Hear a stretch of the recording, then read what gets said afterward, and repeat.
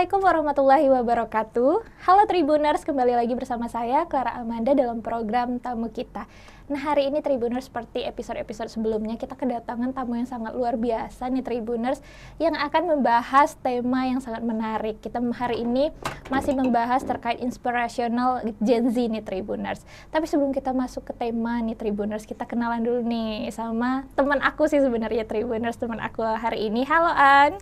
Halo Tribuners, perkenalkan saya Muhammad Farhan Gani, akrab dipanggil Farhan, usia 22 tahun saat ini sebagai pelaku usaha sayuran hidroponik, teman-teman. Oke, jadi teman aku ini Tribuners, dia adalah pelaku usaha hidroponik ya An. Nah, jadi dia juga tergabung dalam petani milenial ya An. Iya, benar. Jadi itulah tema kita hari ini Tribuners, inspirational Gen Z menjadi petani keren gitu lah Tribuners. Jadi Gen Z ini kan terkenal dengan mungkin memilih pekerjaan yang harus yang keren gitu kan. Sehingga kadang menjadi petani itu adalah opsi yang tidak akan dipilih mungkin. Tapi berbeda dengan teman aku hari ini nih, Tribuners, dia mau jadi petani gitu. Kita dengar kisahnya hari ini ya Tribuners. Nah, sebelum itu mungkin kita tanya dulu nih, apa sih kesibukannya sekarang? Kalau kesibukan sekarang itu kuliah, nge-gym, Ih, terus anak gym banget. ya di pelaku usaha hidroponik ini sendiri. Oke, kuliahnya gimana sekarang nih? Jurusan apa, di mana? Kuliah aku jurusan psikologi, Universitas Negeri Padang. Apa lagi? Sekarang lagi skripsian ya? Ya, sekarang lagi skripsian. Oke, semoga cepet ya skripsi, jangan lupa Amin. bimbingan. Amin. Oke, jadi Tribuners, kita masuk nih ke tema kita hari ini. Nah, ini seperti yang aku bilang tadi di awal nih kan, An, bahwasannya menjadi petani itu mungkin pilihan yang udah last choice banget nih buat Gen Z gitu. Kenapa nih kamu mau menjadi petani gitu? Terus apa sih yang menarik dari bertani nih menurut kamu gitu? Kenapa saya mau bertani? Itu pertama awalnya tuh saya ikut sama temen pada tahun 2019, temannya udah terjun langsung ke hidroponik. Jadi saya di sana jadi aku di sana diletakin sebagai pemasaran. Nah, di sana saya diletakin sebagai pemasaran. Setelah itu saya akhirnya tertarik pengen nyoba. Kebetulan di rumah ada lahan nih, lahan pekarangannya cukup luas. Tapi daripada terbengkalai mending dimanfaatkan gitu kan. Jadi aku coba ngebikin instalasi hidroponik bareng teman aku di situ. Alhamdulillah saling seiring berjalan waktu itu berkembang gitu. Oke. Dan apa sih yang buat kamu tertarik gitu untuk bertani gitu? Dari sekian banyak pilihan mungkin kayak kamu nge-gym juga gitu kan?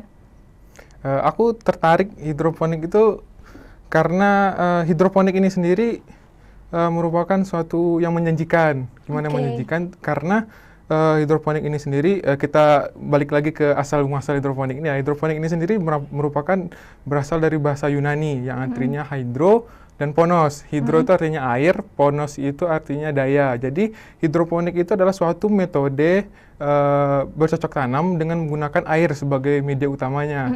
Jadi aku tertarik di hidroponik ini karena di sana aku melihat ada peluang bagi aku untuk memulai. Ya, itu alasan aku tertarik sih sebenarnya.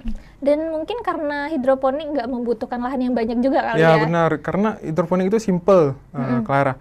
Hidroponik itu lahannya itu bisa kita sesuaikan instalasinya, bisa berdiri, bisa lurus, bisa frame A atau segitiga gitu, bisa disesuaikan berdasarkan lahan sih sebenarnya. Jadi secukupnya lahan gitu benar. ya. Nah, kalau untuk tanaman sendiri nih, apa sih tanaman yang sedang dikembangkan sekarang? Kalau saat ini aku ngembangin tanaman, sebenarnya hidroponik ini ada berbagai macam tanaman. Ada selada, pakcoy, caisim, kangkung, daun mint, bayam Brazil dan lain-lain. Tapi sekarang aku fokus di sayuran selada sama pakcoy dan juga bayam Brazil, karena kebetulan kan sekarang lagi seperti yang kita ketahui Gunung Merapi lagi erupsi terus kan, jadi kayak pasokan selada sama sayur-sayuran lain tuh pasti karena kurang gitu. Jadi sana aku fokus sekarang ini ke selada sama pakcoy gitu. Itu kan tadi tuh hidroponik ini terkenal nih sama tanaman sayur-sayuran aja nih. Kalau tanaman lain kira-kira bisa nggak? Misalnya sawit gitu atau padi gitu, kira-kira ada nggak peluang untuk kita menanam itu dengan metode hidroponik? Sepengetahuan aku sih kalau itu kayaknya enggak deh.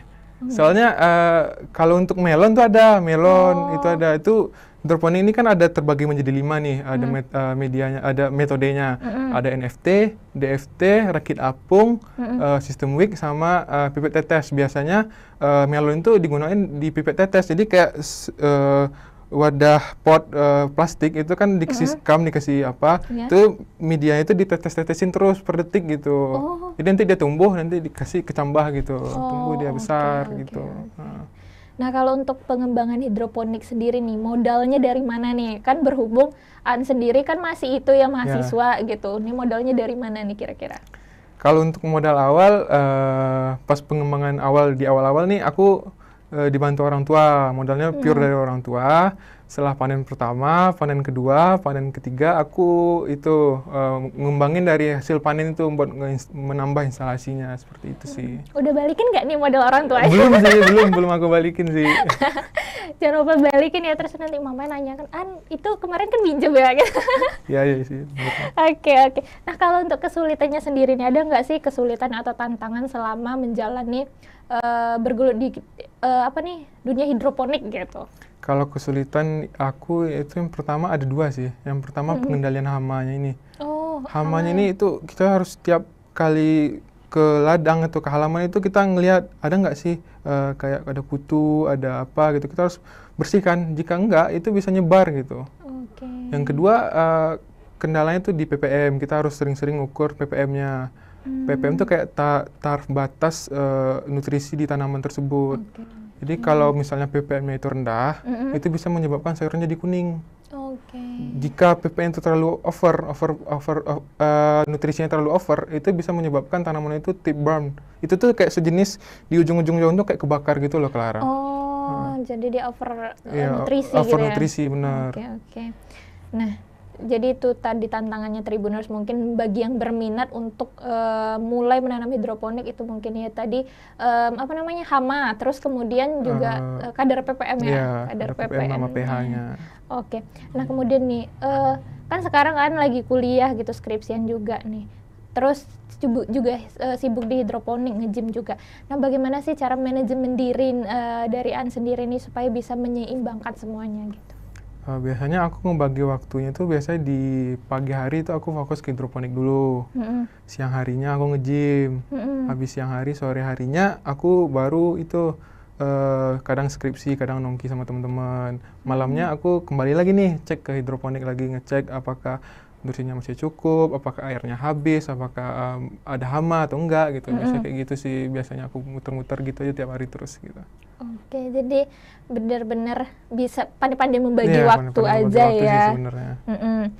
Nah, ini nih kan tadi seperti yang udah aku sebutin di awal nih, kalau Gen Z itu mungkin sangat enggan sekali untuk menjadi petani. Kalau dari yang aku survei, yang aku baca itu 6 dari 100 orang itu yang minat untuk bertani gitu. Nah, apa harapan kamu nih sebagai petani untuk Gen Z ke depannya gitu? Apakah ada mungkin harapan kamu untuk mengajak juga atau gimana gitu?